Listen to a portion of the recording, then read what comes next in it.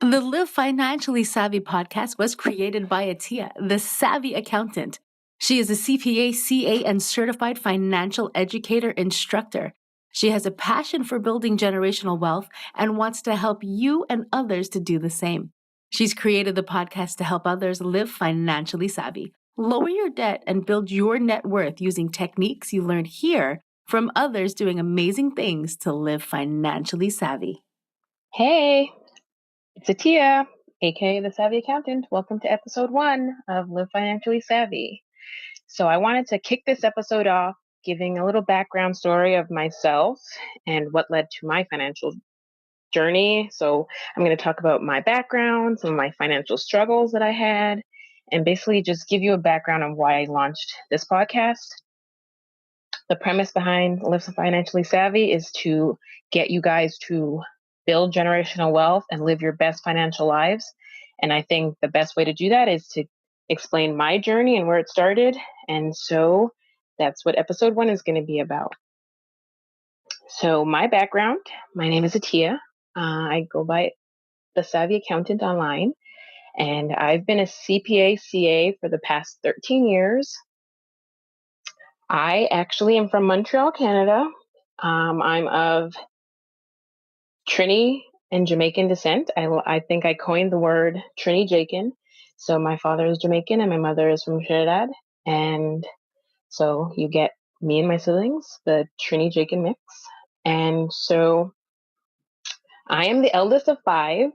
We are really 6 kids in the house, but my oldest sister, she's a lot older than me. So she was already beginning her family as we were growing up. So I was pretty much the big tister in the house. And so that wasn't a typo. That wasn't a mistake. Me and my siblings, we say tister. So you'll probably hear me say big tister, little tister from now on. So that's just our little terms of endearment. I went to school in Montreal. I got my undergrad and and I went to grad school in Montreal at Concordia University. And so I got my degrees there.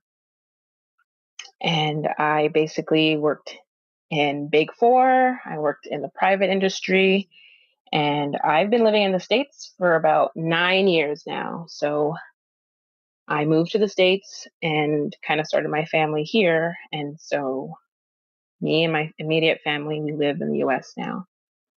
So some of my financial backstory was my student loans were pretty low in Canada. The big difference that I see versus Canada and the US is student loans. I went to school, basic undergrad, grad school, pretty much debt free. I was able to pay my school with scholarships that I got, and I paid my school working part time. So I didn't have that student loan, that whole burden that a lot of people have here. Don't get me wrong, people in Canada have student loans and they have student loan debt, but it's not as prevalent as an issue as I see since living in the States. So that's a big contrast that I've noticed. So where do I start with my debt? So my debt was mostly consumer. So I got a credit card. I was like, I'm making money, so I can start charging stuff and I'll pay it back. And before you know it, you have all this credit card debt. So when me and my then boyfriend were gonna put together to buy a house, I called myself saving. I had like so much money saved up, which a lot of money for me. I was like, oh, I have the down payments saved up. And then so we finally had our money talk and we realized that he had zero debt, like zero. And I was like, oh, I have credit card debt, but it's not a big deal because I really didn't think it was a big deal. I wasn't really aware of how serious it was. And so he was like, well, you have all this debt and you have all this saved for a down payment. He was like, why don't you pay off the debt before we come together as one? And so we both come in with zero debt and we'll take care of getting the house and everything after I pay my debt. I was like, all right, bet. So I did that. So catch this part of the story where I actually paid off all of my debt because what I saved for the down payment was enough for me to pay off my debt. Fast forward 2 years, my daughter was born premature. She came about 2.5 months premature. And I had just moved to the States, and so my daughter came, and it was a lot. Like, there was a lot of change. I pretty much, long story short, there was a bout of depression with the whole her coming early, the move to another country, and just not thinking that I was prepared to be a parent this early. There was a whole lot of stuff, but I essentially dug myself back into debt. I just wasn't conscious of what I was spending. I was buying stuff for the baby. I thought that I needed more stuff than I really needed because I wasn't prepared. So there was a whole bunch of stuff happening. And so I think that caused me to go back into debt. And then I kind of got a handle on it, but I still wasn't following a budget whatsoever.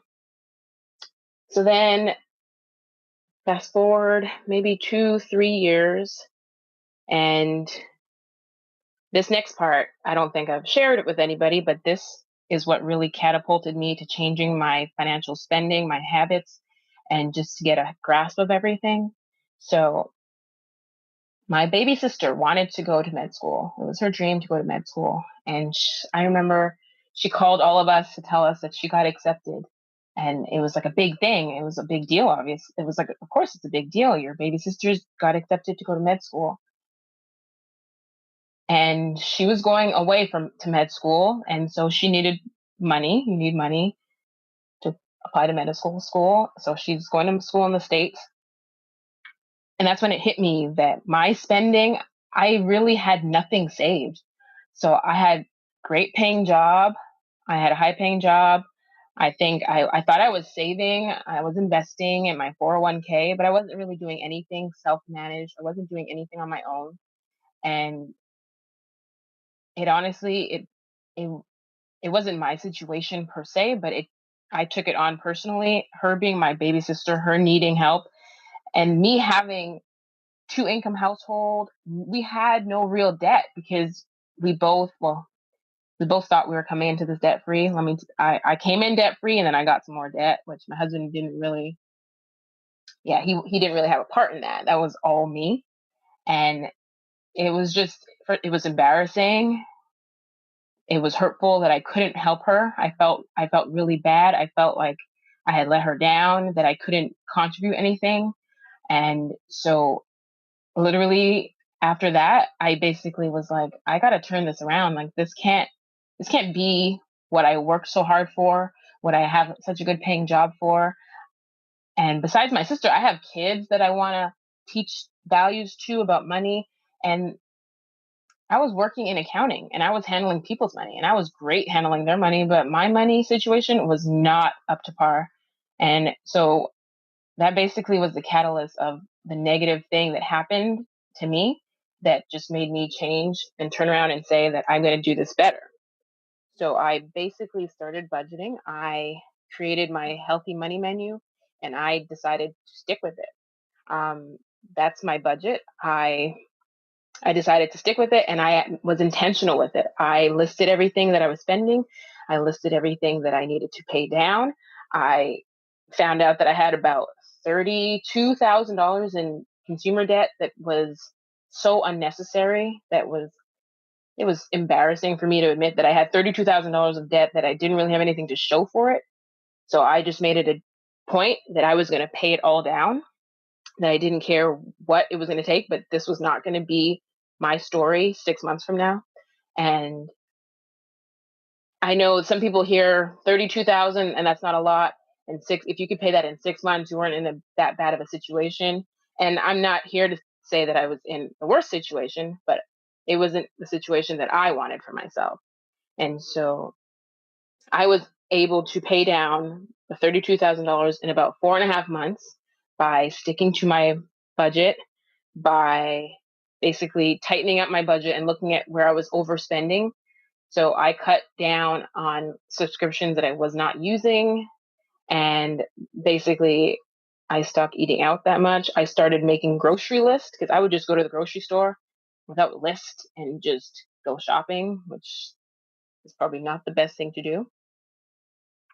I also set out to get my credit score higher. So I set out to increase my credit score by 100 points. And so I was able to increase my score by 120 points simply by being intentional with what I was doing with my credit. I was able to basically, I didn't have any negative remarks on my credit score, so that was a good start. I was paying everything I was paying all the minimum payments, so I just basically increased that. I was aware of my utilization rates, and so I basically was reducing that because I was paying down on my debt. So at the end of it, I was able to increase my score by 120 points, and I was still able to save about $12,000 that year, which was pretty good for me because I was still contributing to my 401k at work.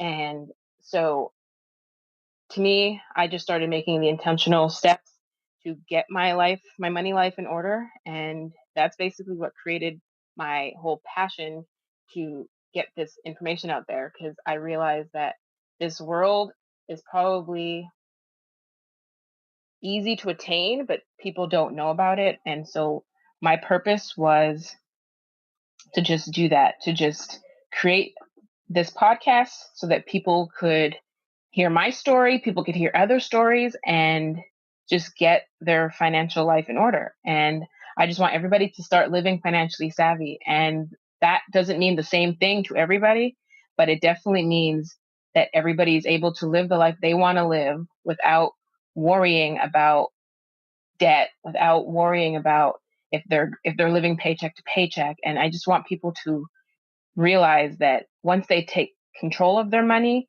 that life can be that much more fulfilling and they're able to do other things that they want to do. They're able to do things with their kids that they probably couldn't do before.